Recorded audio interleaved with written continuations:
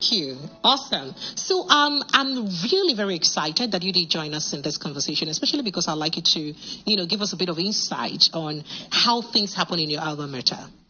Right. So let's first of all let you give us a background of what your school, the overall administration of Chicago State University is like.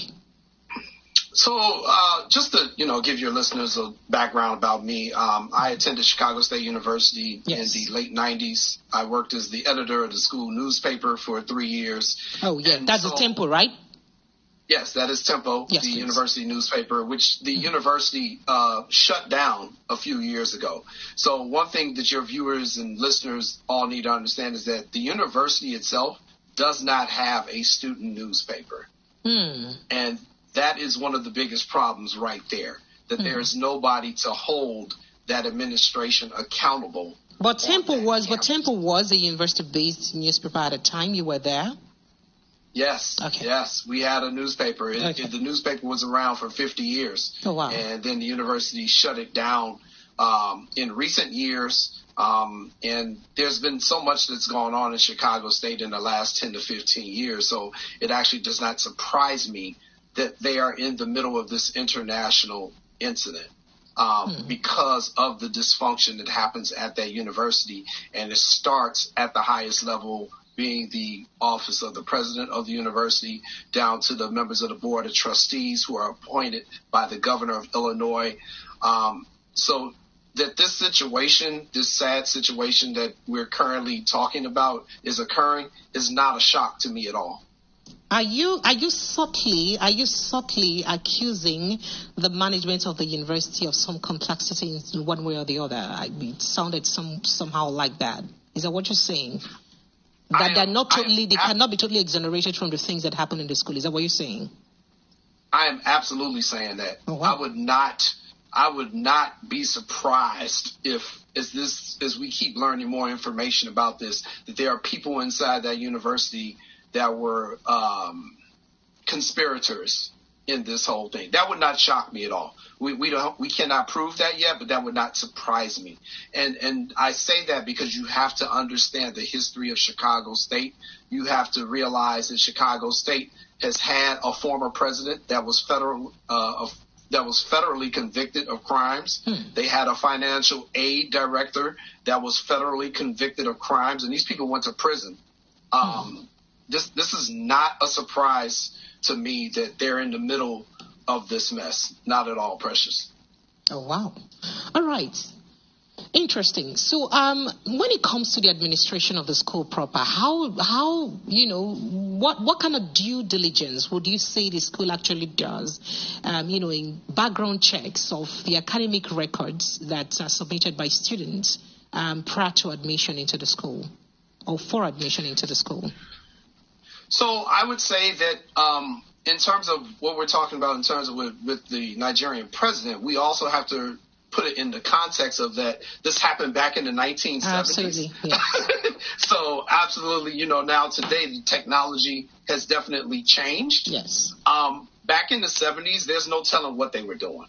I doubt they verified probably anything back in the 70s.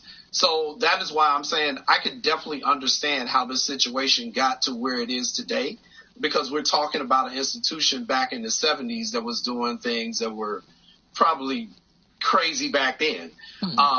It's just the fact that the things that came out in the deposition and just some of the contradictory statements that we heard from the deposition, that's par for the course at Chicago State. I've covered this university for over 20 years, and they talk out of both sides of their mouth all the time. It is very difficult to get information out of this university. Oh, wow. So you're saying that university management hasn't been quite honest with students and straightforward in your dealings? Is that what you're saying? Never have been. Never have been. Oh, wow. No. And I'm not just saying that. You can ask any Chicago State alum, and they'll tell you the exact same thing. So, one of the things I find is funny, Precious, is that people in Nigeria have been asking me, well, how do you feel about all this bad press that's now coming down on the university you attended? And I was like, I'm absolutely happy. Because it's now shining a spotlight on Chicago State on an international level, which means now they got to get their acts together or they're going to be heads rolling. And I would not be surprised if the governor of Illinois, as this thing keeps going on, the governor, J.B. Pritzker, if he absolutely steps in and we start seeing Board of Trustee members resigning or being removed, I wouldn't be surprised if we see the president eventually taking the downfall for this. There's a lot more to this story. And what I'll say is that it's because of the culture of Chicago State and the culture of dysfunction and the history of corruption that they've had within their administration. None of this is shocking to me. It's shocking to you. It's shocking to people in Nigeria. This is not shocking to journalists in the city of Chicago because we have covered this university for decades. Decades. So none of this surprises me. Oh, my goodness.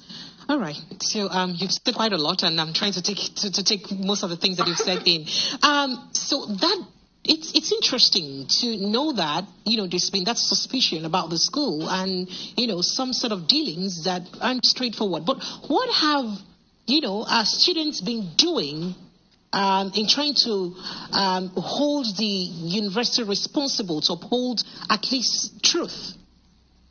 That's an excellent question. I'm glad you asked that. Thank you for asking that, Precious. Thank you. Chicago State University, when I was a student there in the late 90s, we had a student population, I'd say probably 8,000.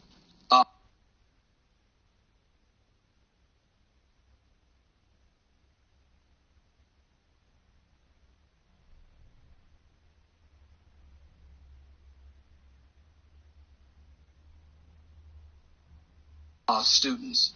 The current student population in Chicago State is maybe 1,000, maybe. And this is because of what has been happening over all these years. Their enrollment has just plummeted. It's gotten to the point where a few years ago, they were actually considering closing the university. The university is also financially strapped. And so when you have an institution like that is financially strapped because it's being underfunded by the government, being underfunded by the state of Illinois, it makes them susceptible to many of the things that have been happening in the last few years. And so I'll just tell you as of recently, 3 weeks ago, Precious, before this whole thing with the Nigerian president started hitting the news, there was a story run in the Chicago Sun-Times, which is a major newspaper here in Chicago, and it questioned why the president of this university, President Scott, received a $50,000 bonus that was given to her by the Board of Trustees when the enrollment numbers are dropping, the test scores are dropping, the graduation rates are dropping, and she's been getting a bonus every year since she's been there. She's been there at least 6 or 7 years. So, again, there is so much about this. The professors at Chicago State University were on strike like 6 months ago. Back in the spring, they were on strike. Literally walked out. They were out on strike for a week asking for better pay, asking for better benefits. And all this is going on as the student population is dropping. And this Board of Trustees thought it was a good idea to give the president of this university a bonus. And the news media in Chicago reported it. So I'm telling you all this stuff, and this is why I really want to come on your show, Precious. And I've got a lot of inquiries for me to come on shows in Nigeria, but I took my time. I really liked what you talked about on your YouTube channel, on your platform, and I said, no, I want to talk to her first because she's going to get an understanding of where I'm coming from with this. And the really sad part about this is that the education you get at Chicago State University, I'd put it up against anybody. My professors were top notch. However, the administration is trash. They are complete trash. They always have been. And this is not a surprise that we find ourselves here on October the 6th, 2023, talking about this and asking questions about was Chicago State complicit in what has happened. It is an investigation that is going to be ongoing. I am happy that this is an international story. I'm hoping that even more journalists start digging into this because we're going to find out a whole lot about this university and how this whole thing went down. None of this is a surprise to me. Whoa, interesting. All right, so back here in Nigeria, you cannot actually graduate from a Nigerian university, at least at recent time, without at least, I think, within your third or final year, without the school doing a background check of your required documents. So they get to check through your basic required documents. For instance, what we call they get to verify your WAEC, they get to, make other verifications. If your WAEC is not verifiable, they will deny you graduation. So do you think Chicago State University, applies such due diligence in their issuance of certification? I would say that the university probably does. I would say that the university definitely does. I mean, they definitely put me through a bunch of stuff when I was trying to graduate. You still need this class. So I think they do their due diligence, but I think it's like anything else. All you need is one person on the inside who's willing to grease the wheels for somebody. So, that could be definitely a possibility of what we're talking about here. It only takes one person who, decides, okay, I'm going to take care of this person for this to happen. What I will say is that there are structures in place in Chicago State. There are protocols in place in Chicago State. The problem is, were those protocols followed? And that is where this story is really going. Did people follow the proper protocols? Is everything on the up and up? And I think you have a lot of officials who are very nervous right now so I want to say this to you, Precious. Think about it for a second. If you're a university, it doesn't matter if you're an American university or any university, but if you're a university and one of your graduates goes on to become the president of a nation that has over 200 million people, don't you think you will be promoting that as your university? Absolutely. His pictures will be everywhere for promotionals for the university. To pride on it that, our ex-students is XYZ, and that's a big deal. And Chicago State hasn't done that. So why do you think they haven't done? I don't know. Why do you think they haven't done it? I don't know. You're there, so you can tell better. So I don't know. It's a good question. It's a question that everyone needs to be asking. Why did this university not promote the fact that one of their alums just became the president of one of the largest countries on the continent of Africa with 200 million people? I would be promoting that like crazy. The largest, the biggest African country. That's it. Yeah. And you have a country with the biggest black population, by the way. So we can go on and on. So. And let's be honest, the Nigerian American population is arguably the best educated population in the United States. People from Nigeria who've come over here to immigrate, come over here, they go to fine institutions. Absolutely. Those who stay here, they get great jobs. I would be promoting that like crazy if I'm Chicago State, but they didn't do it. So what is that telling you? What type of questions does that mean that you should have for the university? I think everyone here kind of understands what possibly happened. We just can't prove it yet. And when we can prove it, this is going to be one of the biggest stories in a very long time. And again, I'm very happy that it's starting to get the international attention that it deserves, because I know over in Nigeria, you all want to know who you have as a president. There are questions about his identity. There are questions about how he has done some of the things he did. And I'm telling you, here in Chicago, we have questions on what Chicago State University has done. And we've had these questions for a number of years. And this particular time, they may have gotten themselves in a situation that they're not going to be able to get out of unscathed. So I'm going to stay on this story. There are a lot of journalists who are now also looking into this, and there's so many different facets to look into this, and the news is starting to come out little by little. But this is a huge story, and I just came on your show because I want people in Nigeria to understand, if they've never been to the United States or they're not familiar with the United States, just some of the differences we have with our universities. I know there's questions about why his middle initial was not used. Here in American universities, they identify you by your social security number. Oh, so your name doesn't really matter.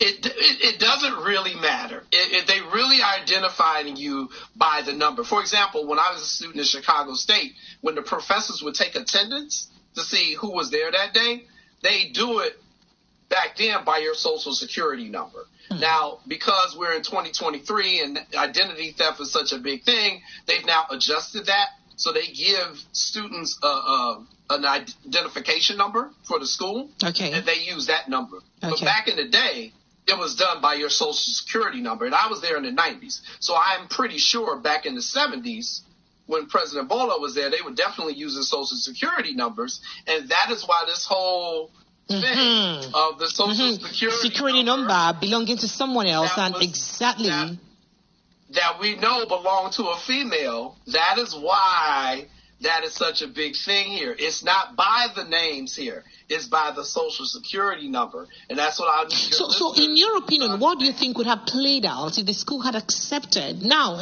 during the deposition, the registrar had mentioned that, that they are setting in some way that, the president of Nigeria is the person whom they can testify that, went to their school, even though they haven't met him before, right? But how were they able to tell that the same person is the person who shares that same social security number? And in what ways do you think, or what's the reason why they probably didn't do their due diligence to see the discrepancies? Or is it just a pure negligence, or perhaps, it just skipped their mind? So I'm going to say again, it could be all of the above that you just said, but I also think we also have to understand he was there in the late 1970s. Yes. And they did things so differently back then that, we have to keep that part of the context as we look at this. I think the answer is they may not be able to tell you how they can verify it because it was back in 1977. The people who were there at the time are no longer there. Those professors weren't there. Those administrators aren't there. I don't think they know what procedures they were actually following or not following. So, I just think a lot of this is, unfortunately, time is going to hurt a lot of it. But there are still a lot of things that we should be questioning Chicago State about.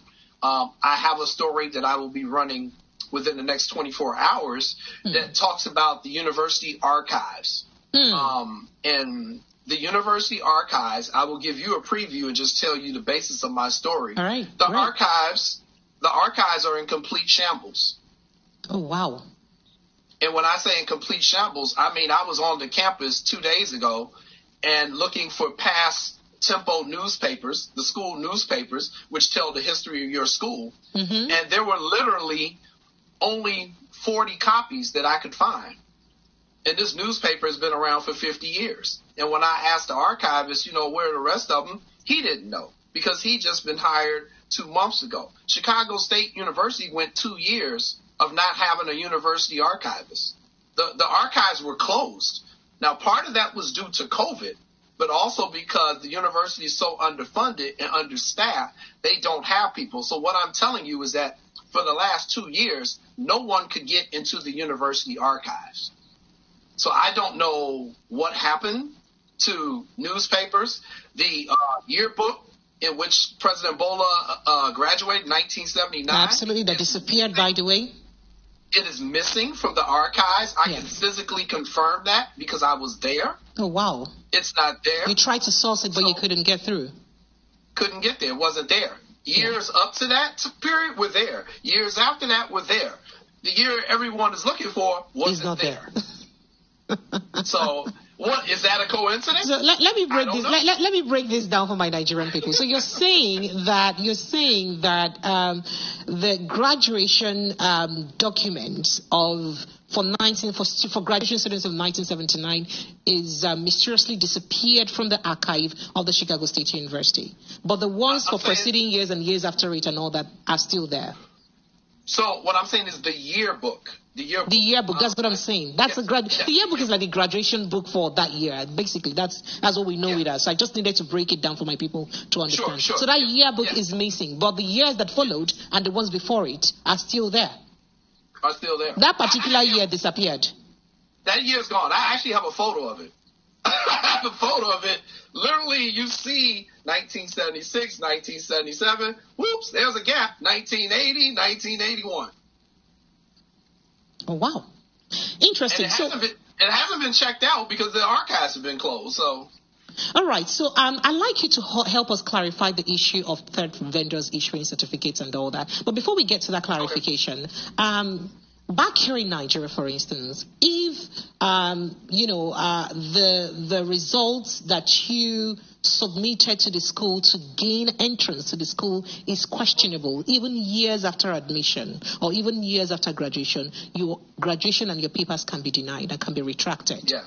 Is that a thing in Chicago State University? I cannot speak 100% to that. I would think that they could revoke your degree because those were basic requirements that you failed to meet. Correct.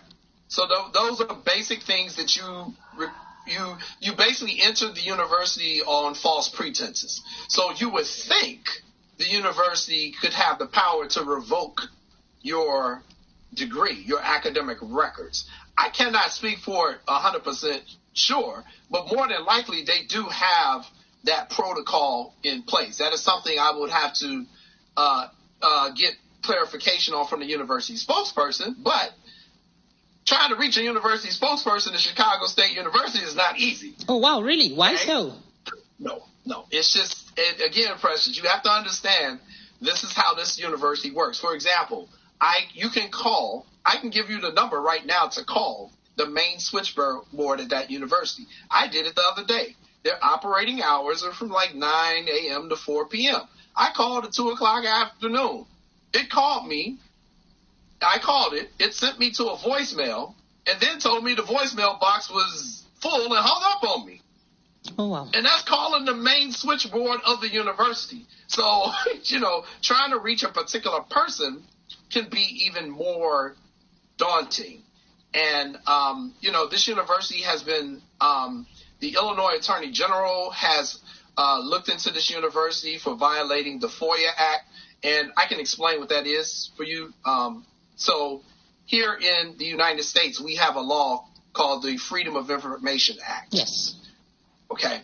So that means any citizen, journalist, whoever they wants to be, they can request certain documents from our public institutions. Yes, Chicago State University is a public institution. So you can put in a request and say, hey, I'd like to know how much money the president makes and how much the basketball coach makes.